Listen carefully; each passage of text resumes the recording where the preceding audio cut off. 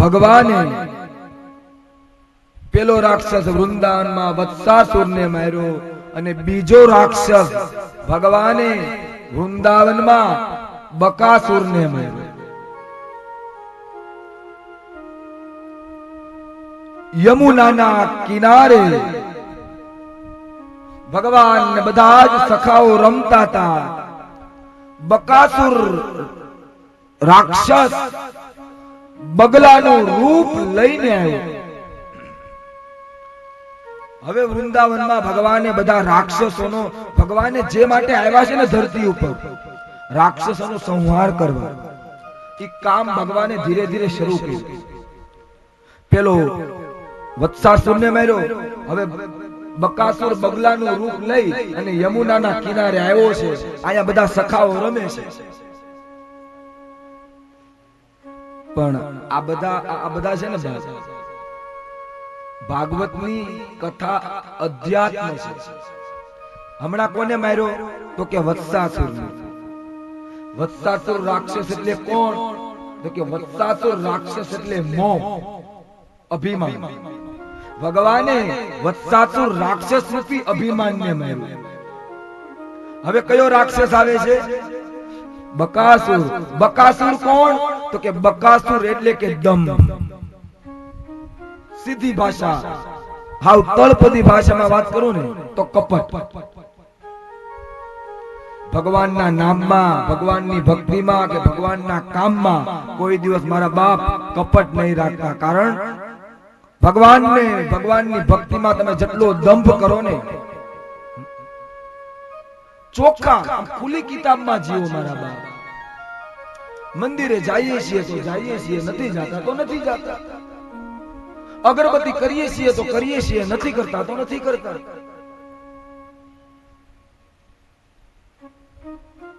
ઘણા લોકો એમ કહે, માફ કરજો વાલા, કે હું કાંદા લસણ ને હું નથી ખાતો. મારા ભાઈ બહેનો, વ્યાસપીઠ સત્યની પીઠ છે. તમે ન ખાતા હો તો તમારી શ્રદ્ધાને મારા વંદન. પણ કોઈની ઘરે જઈને તમે દંભ કરો કે હું નથી ખાતો, ને પછી પાણીપુરીની લારીએ ઉભા ગળે તમે કાંદા લસણ ખાઓ, તો એ ભગવાનની ભક્તિમાં તમારો દંભ છે. નિર્મલ મન, રામચરિત માનસ.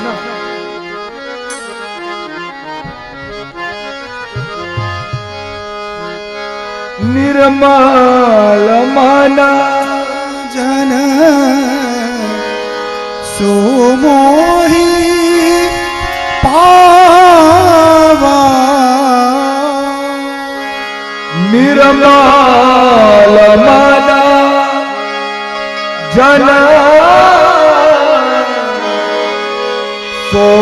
સોમોહી પાવા. મોહી કપટ છલ છિદ્રન ભાવા. ભગવાનની ભક્તિમાં દંભ ન હોવો જોઈએ.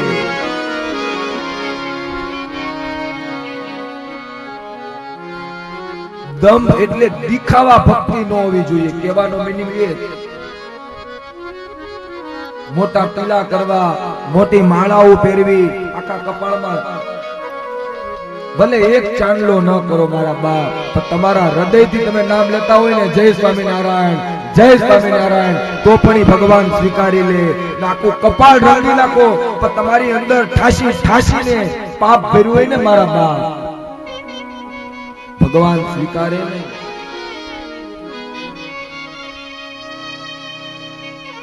જીવનને ખુલ્લું કરી દે. મેં ગઈકાલે એક દ્રષ્ટાંત આપ્યું હતું ને ફરી પાછું.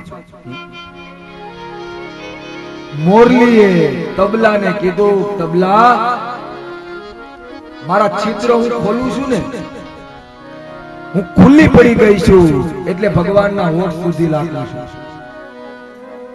મારા બાપ, આપણા જીવનના છિદ્રો બધા ખોલી નાખો ને તો ભગવાનના હૃદય સુધી પહોંચતા વાર નથી લાગતી. પણ વાત છે આપણા છિદ્ર ખોલવાની.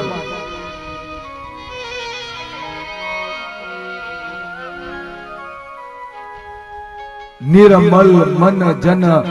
અરે માં શબરીને ભગવાન રામે 9 પ્રકારની ભક્તિ આપીને, ધ્યાન દેજો, મારે કથામાં નથી જાવું, પણ એમાંની એક ભક્તિ છે આ કપટ. ગુરુપદ પંકજ સેવા, તીસરી ભક્તિ અમાન, અને ચોથી ભક્તિ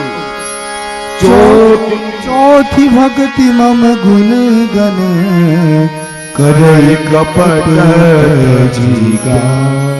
રામચરિતમાનસમાં 9 પ્રકારની ભક્તિ ભગવાન રામે માં શબરીને આપી. વત્સાસુરને માર્યો ને બકાસુરને માર્યો ને આ બધી જ કથા તમને ખબર છે મારા બાપ, પણ આની પાછળનું અધ્યાત્મ શું? તો કે વત્સાસુર રૂપી અહંકારને ભગવાને માર્યો, બકાસુર રૂપી કપટને ભગવાને માર્યો. આપણા શરીરમાંથી કપટ નીકળી જાય ને બાપ, તો તમારામાં જ્ઞાન તો ઠાસી ઠાસીને ભર્યું છે, પણ ફરક એટલો કે તમારા જ્ઞાનની આગળ અજ્ઞાનનો પડદો છે. એકવાર જીવનમાંથી કપટ નીકળી જાય ને તો અજ્ઞાન આપોઆપ નીકળી જાય, અને અજ્ઞાન આપોઆપ નીકળી જાય ને મારા બાપ, તો આપોઆપ તમારા શરીરમાંથી જ્ઞાન પ્રગટે અને ભગવાન મળતા વાર ન લાગે.